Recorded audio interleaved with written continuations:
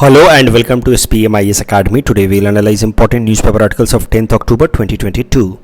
Please note you can download the PDF version of today's newspaper analysis by clicking the link given in the comment section. You can also join our WhatsApp group through the link given in the description section for more study materials. This is the list of the topics that we will be covering from today's newspaper, and the first article is about 70th Northeast Council, and this topic is important from our syllabus GS paper 2 Indian polity point of view. सबसे पहले समझते हैं north east council है क्या.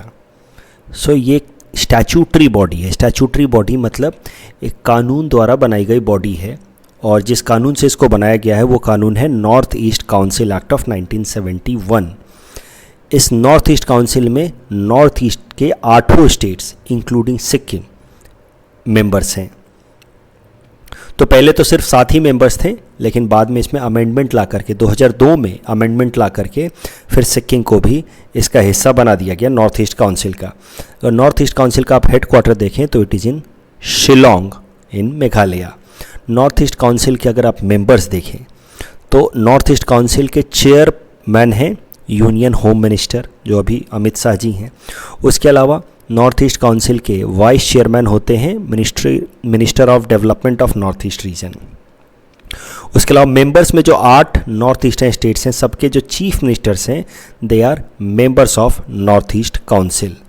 North east council का काम क्या होता है, फंक्शन क्या होता है, तो वो भी देखते हैं. ये एक रीजनल प्लानिंग बॉडी है, यानी कि नॉर्थ ईस्ट रीजन में अगर कोई भी डेवलपमेंटल प्रोजेक्ट लेना है तो वो प्लानिंग नॉर्थ ईस्ट काउंसिल में होती है. ध्यान रहे, नॉर्थ ईस्ट काउंसिल में वही सारी स्कीम्स या प्रोजेक्ट्स डिस्कस होती हैं जिसमें कम से कम 2 या उससे ज़्यादा स्टेट्स इंक्लूडेड हैं. लेकिन सिक्किम के केस में एक्सेप्शन है.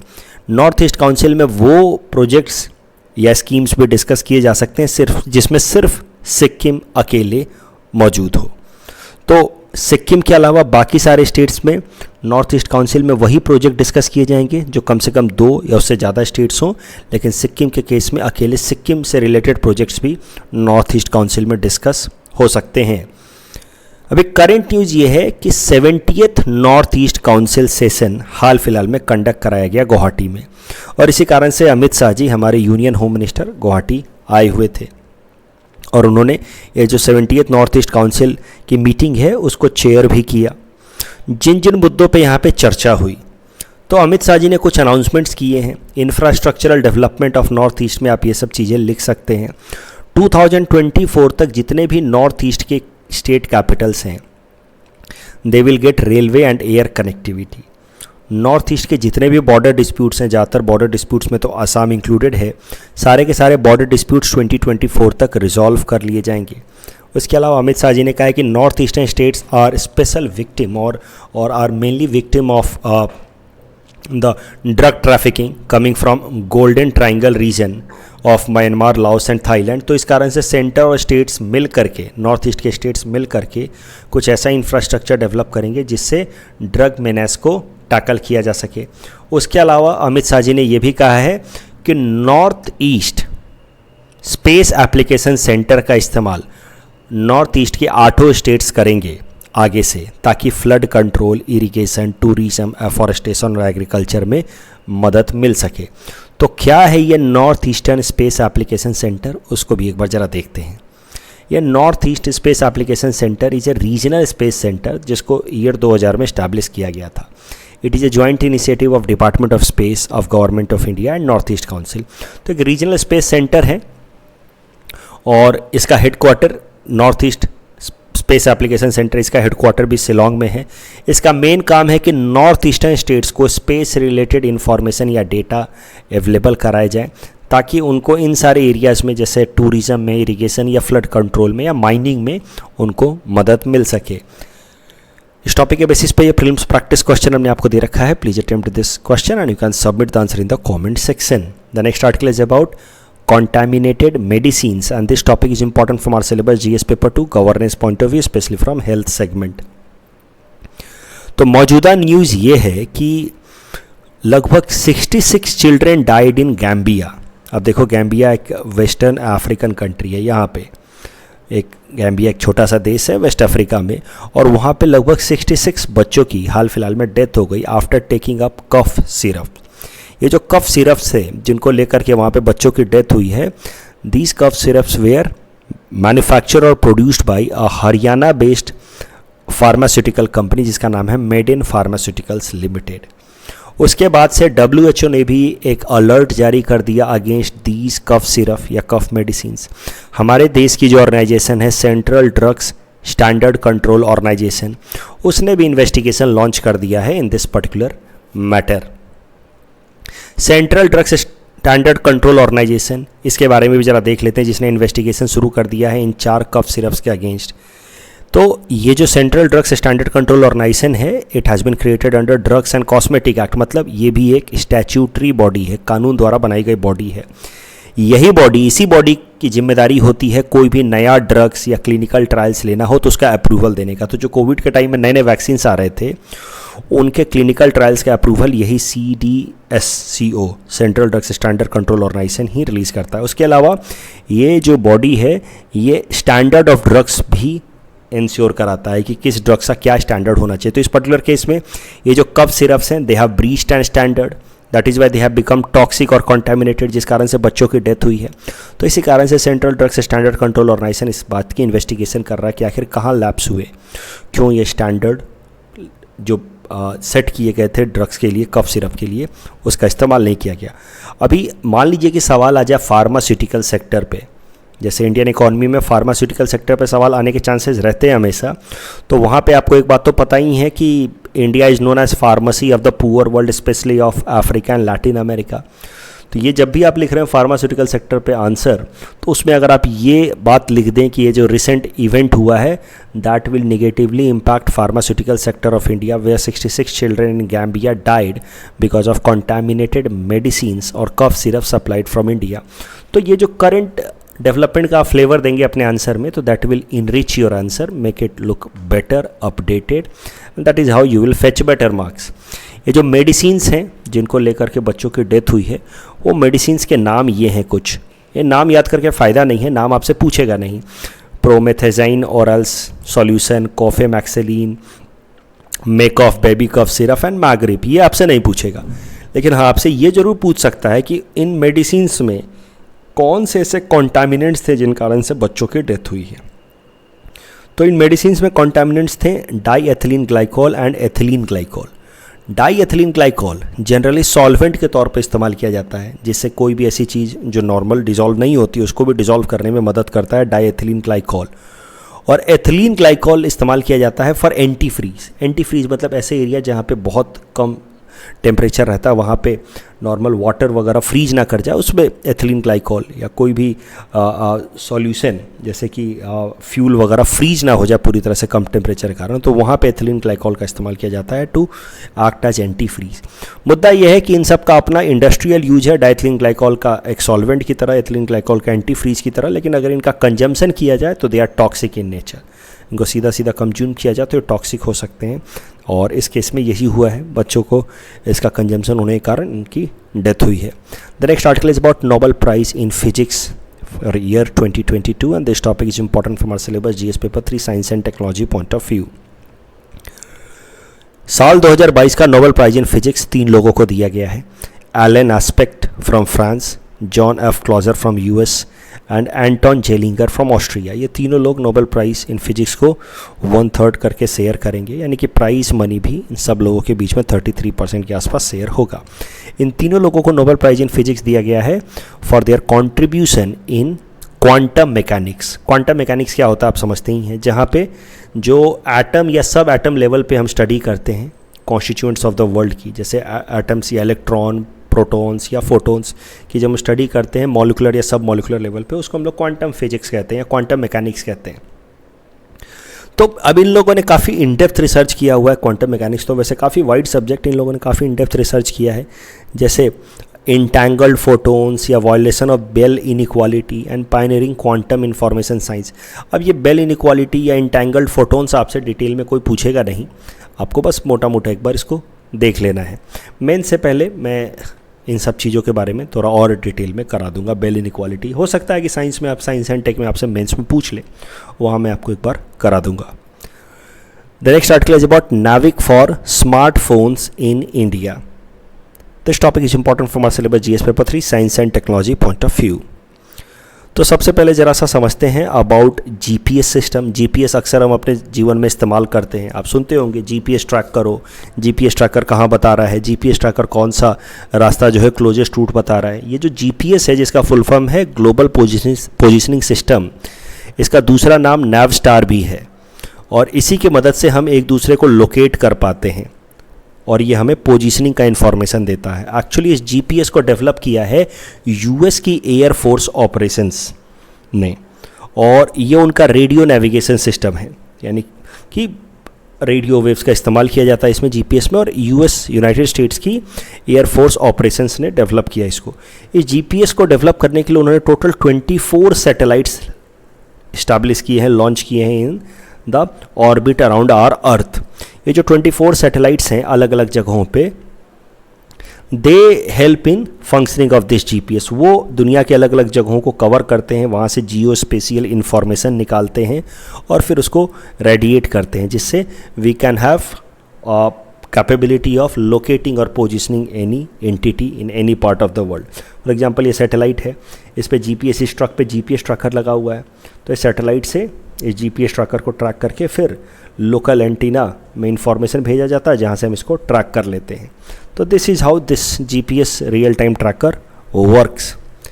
अभी ऐसा नहीं है कि सिर्फ अमेरिका ने ही जीपीएस बनाया है, ग्लोबल पोजिशनिंग सिस्टम जिसको लोग नावस्टार कहते हैं। दुनिया के अलग अलग देशों ने भी जीपीएस बनाया है, जैसे रसिया ने जीपीएस का या ग्लोबल पोजिशनिंग सिस्टम का ऑल्टरनेटिव बनाया है जिसको वो लोग कहते हैं ग्लोनास।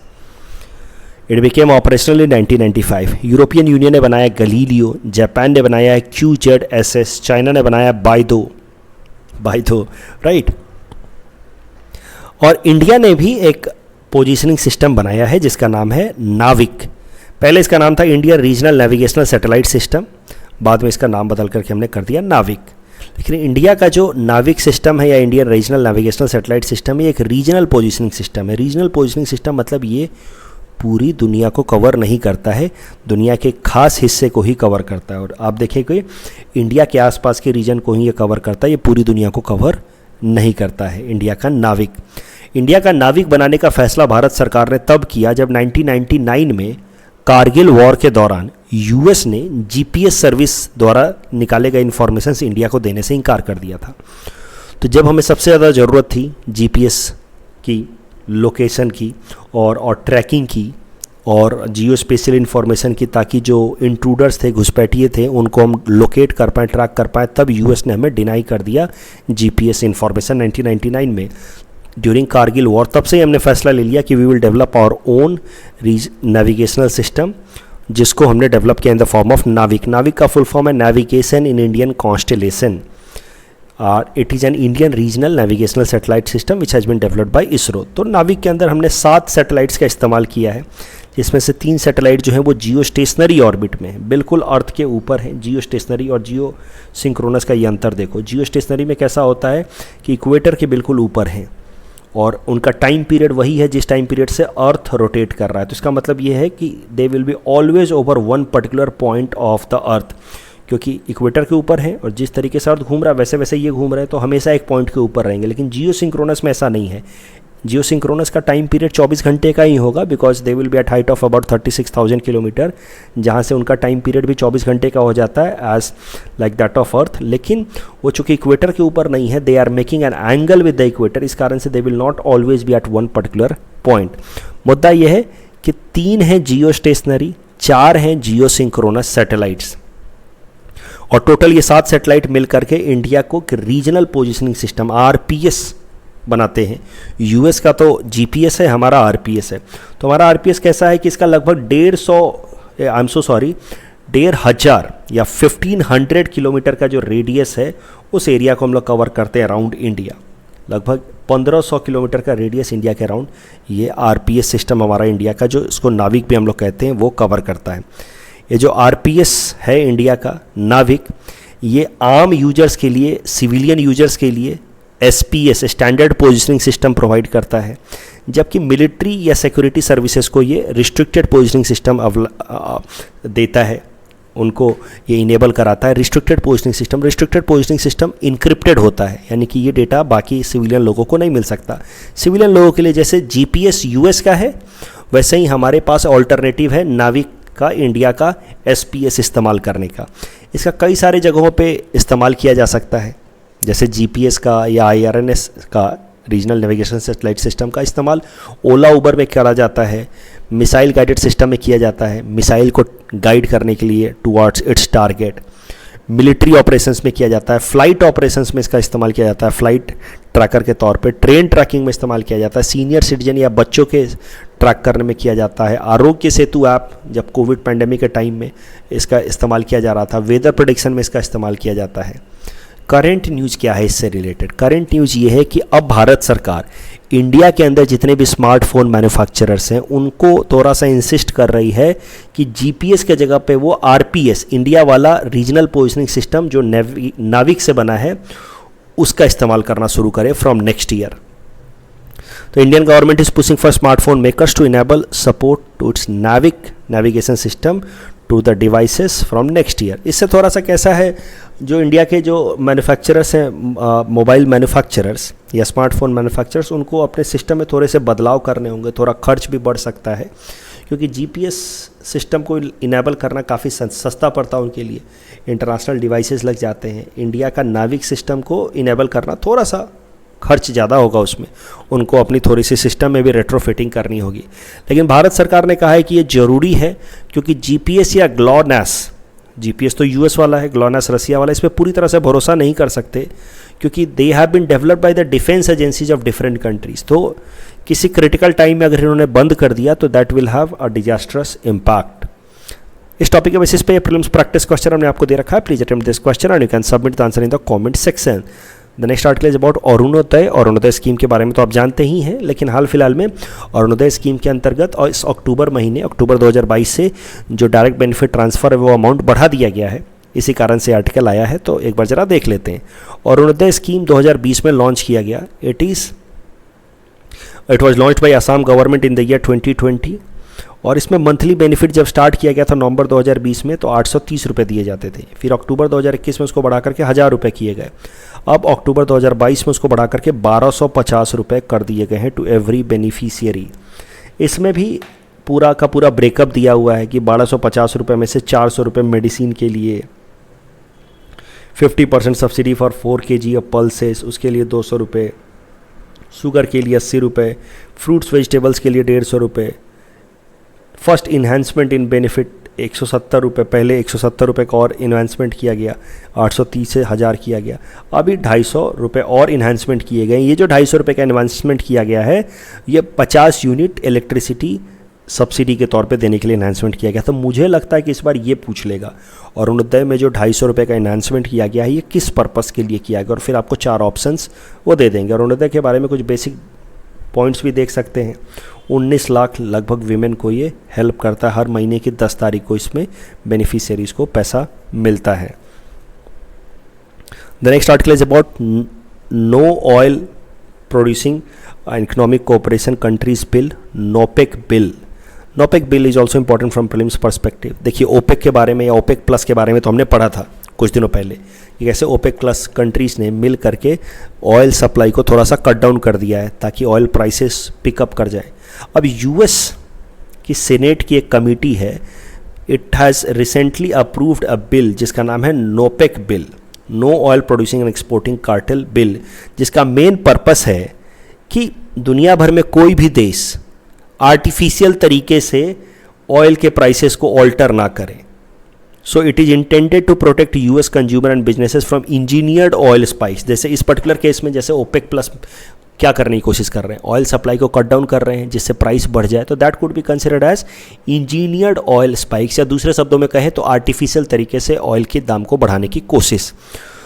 तो ये जो नोपेक बिल है, that will try to bring a case against such governments और such countries who will try to bring और increase the price of a crude oil in international market by having some artificial approach। अब ये अभी clear नहीं है कि कैसे US अगर ये बिल पास हो जाता, अभी तो बिल के फॉर्मेट में, अगर ये बिल पास हो जाता है तो कैसे किसी भी देश जैसे सऊदी अरबिया जैसे देश के खिलाफ, सऊदी अरबिया ओपेक का एक मेन कंट्री है, ऐसे देश के खिलाफ आप कैसे केस करेंगे यूएस के अंदर, कैसे उनके खिलाफ आप फैसला सुनाएंगे? It is difficult to anticipate और understand for the time being, लेकिन एटलीस्ट बिल में तो यही कहा गया है. But if it is sign into law it will be it is yet to be seen कि how this will be implemented. It is unclear exactly how a federal court of the US will enforce such decisions over a foreign country which are sovereign nations. इस topic के basis पे prelims practice question हमने आपको दे रखा है. Please attempt this question and you can submit the answer in the comment section. कल जो हमने आपको प्रैक्टिस क्वेश्चन दिया था उसका आंसर देख लेते हैं. इसमें से सुप्रीम कोर्ट को लेकर के कौन सा स्टेटमेंट गलत है? This statement is wrong. जजेज of the supreme court give their resignation to the president of India. और इंडिया भूटान के बीच में जो फ्रेंडशिप पार्क है it includes Raimona national park. That's all from our side for today. Thanks for watching.